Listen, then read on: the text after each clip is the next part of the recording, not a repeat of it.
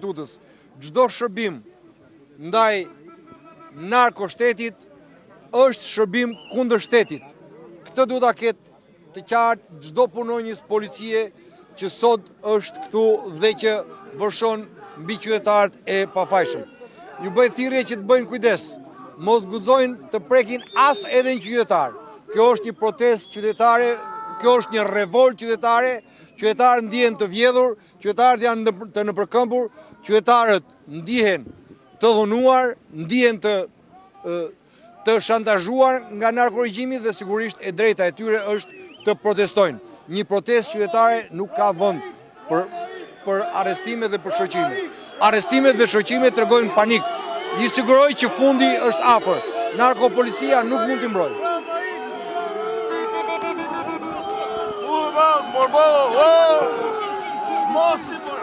Qafër është shprehur zoti Noka, por duket se ka shtyrje në turm.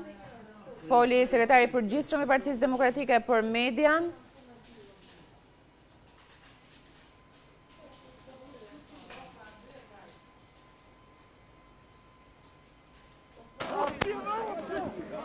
Do të lidhen tani me Osman Stafën.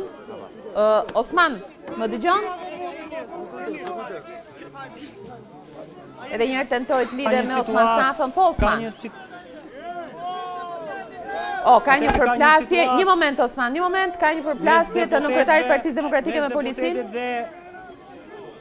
Është zoti Boçi. Po, sepse një nga policët sipas tij është e ka provokuar zoti Boçi, i cili ka deklaruar se është provokuar nga në çfarë mënyrë është provokuar? Dhe për këtë arsye, të paktën këtë gjoja nga zoti Boçi sepse provokoni dhe tashmë janë punonësit e policisë të cilët janë duke shtyrë protestuesit, këto që janë deputetët, të cilët janë në rreshtin e parë të kësaj proteste.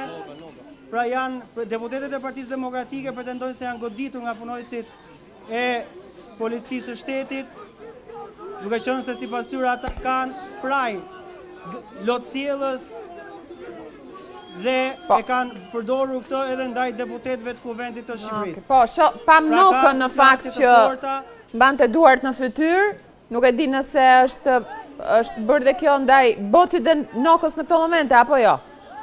Sa afër i Osman, a shikon do të vetë nga afër? Në këto momente,